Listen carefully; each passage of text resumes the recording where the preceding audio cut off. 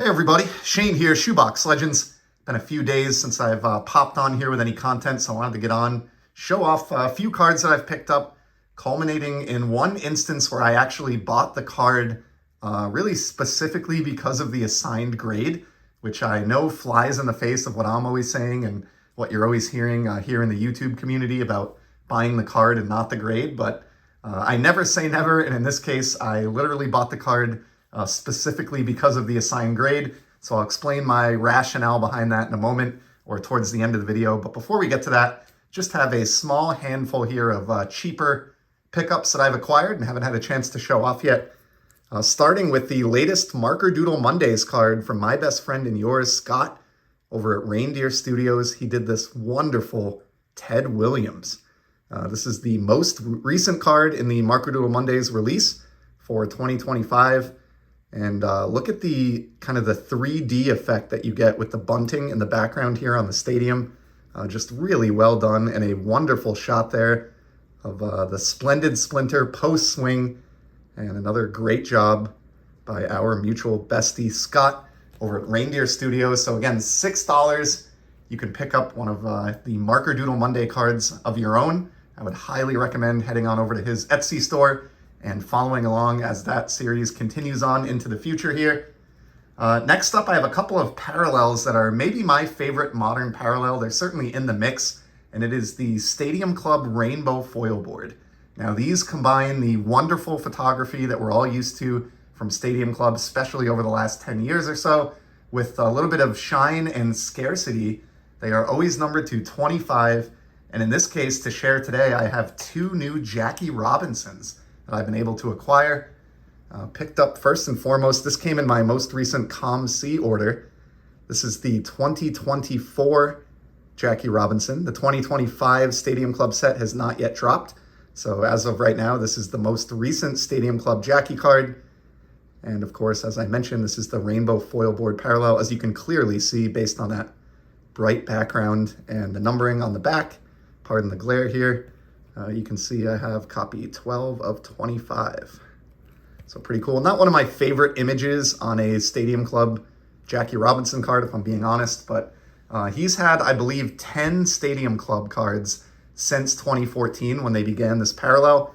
And eventually I would like to, potentially acquire all 10 of those in this rainbow foil board format, number to 25. And this one was pretty reasonably priced, especially for Jackie Robinson standards when it surfaced on COMC. So I went ahead and snatched that up. Definitely still missing some, but they're just not that easy to come by, being numbered that low.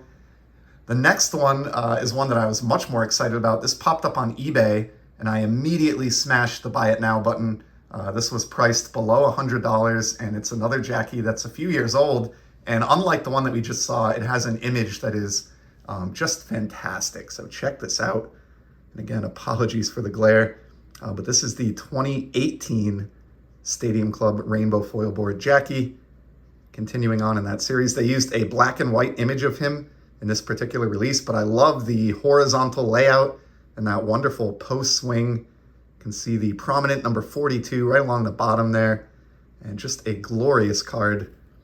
We can see on the back of this one, this is copy 7 of 25. So yeah, these are really, really challenging, which is what you would expect them to be. And they become almost impossible once a few years go by and the copies kind of get soaked up or sapped up into personal collections like I've done with these two. I hope to not sell either one of these two anytime soon. And I'm sure many other folks that own some of the other copies feel the same way. So I just feel grateful that I was able to lure in two more Jackies for that kind of slow build, ongoing, modern portion of my Jackie Robinson collection. Then I've got one more recent cheap pickup, and then we'll get on to the I Bought the Grade card. And this is the reason that the Dave Stieb is out here. Many of you know I have been sort of actively hunting down for years now any autographs that I can find from the Archive Signature Series release featuring 1990 Topps cards. And I have one more here that just came in as well. This is pitcher Mike Scott of the Houston Astros. A really underrated pitcher that you don't hear much about at all, at least I don't in the hobby, outside of maybe my friend Brent Richards, who's a big Astros fan. But generally speaking, you don't hear Mike Scott's name uttered all that often. I love the glasses on this one as well, rocking kind of the Dahmers there, and a great bold autograph. And Mike, I believe, was the 1986 Cy Young Award winner, but just a great card here. Any auto, again, that I can find from this set, if the price is right, I find really tough to pass up. This set was my first true love when I was 7 years old, and I still adore picking these up to this day. And this is also a case of hobby patience paying off. I have gotten much, much better over the years at kind of waiting things out or knowing when I don't need to panic. And I watched this Mike Scott card, this exact card from the same seller, get listed and not sell time and time again at a $25 opening bid. Nobody bid on it. It probably happened 6 or 7 times. He would always relist it. I would watch it again, but he never lowered the opening bid. He finally got the hint, ran it at a $20 opening bid.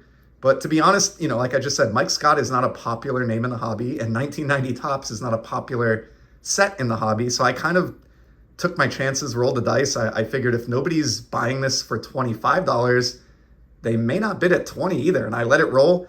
Again, no bidders. He let the auction run maybe 3 or 4 times at $20. And then he finally ran it again at $15 as an opening bid. And at that point, I did want the card bad enough, and I would have been kind of disappointed to see it get away after all that waiting and having it be kind of a perfect fit for my collection of these autos. So I did make a bid on this. I was the lone bidder at $15. So maybe I could have pushed it a little bit further, tried to get them down to 12 or 10. But at a certain point, there were only 20 copies of this autographed and released. I didn't want to push my luck too much, and I thought $15 was more than fair. So Mike Scott is the latest name to join my Archive Signature Series 1990 collection. And we'll put him up in the background here as well. And now for the card that made me buy the grade. And it's the card that you see up in the background here. And it's the 2023 Topps Black Aaron Judge. This is a great parallel. I think most of you who are into modern know what this is. They've existed for more than 20 years now. Numbered to the Topps anniversary year, so very low numbered, in high demand among collectors, and they do very, very well on the secondary market. And I was lucky enough to track down this 2023 Aaron Judge, which I love because it is card number 62, and it represents his AL home run record-breaking season, clearly on the back the season prior. Big fan of this, and I've had this copy for probably coming up on almost 2 years now. Certainly over a year anyway. But recently a graded copy surfaced and I 100% bought the grade. So here it is. I got the exact same card, the 2023 Topps Black Aaron Judge in a PSA Fine 9. And I understand the irony. I may even get a couple thumbs down on this video. I get it. All you hear over and over again beaten into our heads is buy the card, not the grade. I must hear it 100 times a week when I'm watching YouTube actively, and I agree with it for the most part. That really is how I approach my own collecting. But I do think there are certain unique circumstances, especially with modern, where the grade maybe doesn't matter, but does make a big difference. And this is one of those. And I just want to kind of explain my rationale here. You may or may not agree with me. If you disagree, it's fine. It's all good. There's no wrong way to approach the hobby. But I'm a big believer in this card, this specific card, because I just love the home run record. I think it's timeless, and I think Judge's 2022 and 2023 cards will always be significant no matter what happens in the rest of his career. From this point on, nothing is going to change the fact that he broke Roger Maris's record the season before this came out, and it is documented on the back of this card. And I think what he's done in his career since then, and the seasons that he's put together, the MVPs that he's won, have only cemented the fact that this is always going to be an important card. On top of that, I really believe in the Topps Black parallel. I know a few very serious, hardcore collectors that are really, really into this. Most notably my buddy Eric over at Those Back Pages, but certainly many others as well. And I just feel like given the limited quantity of these, in this particular year, these were numbered to 72, and they increment by just 1 each year. So these are very scarce. And I just think the demand and the scarcity, these are can't miss modern cards. And so when this surfaced in a PSA 9, I was immediately interested, even though I already owned an ungraded copy. And I was interested, specifically because this graded a 9, which is a really tough grade for these Topps Black. They have very sensitive dark borders. Not as bad, obviously, as like 1971 Topps because the card stock is a little bit better, but they're still very prone to chipping, edge damage, and the majority of these that you see just are not graded a 9 or a 10. They're oftentimes 8s, even 7s or 7.5s, straight out of the pack, and then occasionally even lower than that. And so the combination of this being a card that I believe in a high grade for the card, it just felt really special for me, and I paid up for this even though I already own one. Again, some of you will find this crazy, and I'll share the price here, but I paid right around, or just over, a few dollars over $250 for this Aaron Judge. I believe it was $265 that we settled on. But I sort of, again, I'm really going to get some thumbs down here. I somewhat view this card as an asset as well. I don't normally say this about my cards, and the truth is they lie somewhere in the middle, right? So when I make a purchase in life, I'm a finance nerd, and I'm always thinking about that. What am I actually buying here? In some cases, like let's say I'm buying a stock, that is buying an asset, 100%. I expect that to hold and maintain or even gain value into the future. That to me is an asset. On the other end of the spectrum, there's sometimes I just spend money just to have fun. I go to concerts all the time. My wife and I go out to dinner at least a couple nights every week. Those purchases obviously are not assets. They're not, the money is gone. It's evaporated as soon as I've spent it. And in some cases, I do view cards in that category. For example, I don't really do this anymore, but if I were to go down to Target and buy a blaster box of 2025 Topps Baseball for say $25 or whatever they go for, just to rip open some packs, that I would put in that entertainment category. I expect to get nothing of value out of that. I am spending the $25 just for the fun of opening the packs and the entertainment that it's bringing me, and that's the end of it. Cards like this, though, I think are somewhere in the middle. I don't consider this an asset like I would, a rental property or an exchange-traded fund or something like that, but I certainly don't consider this a complete value loss like I would just, having some experiential fun or going out to dinner or something like that. Because even though I don't count on my cards being worth money in the future, and that's not the reason I buy them, it is true, and I've heard others say this as well. I know my buddy Dylan feels this way. If I'm spending a significant amount of money on a card, I would prefer that it retains some monetary value in the future. And as someone who's been in the hobby for 18 years now, my second go around as an adult, I can tell you that, buying high demand, high eye appeal and or high grade cards, I have done very well when it comes time to sell cards and I decide to move on from them. And in almost every case, they have appreciated in value. And so that's not the reason I buy them. I buy them for the enjoyment factor and the joy that they bring me, just like going out to dinner with my wife or attending a concert.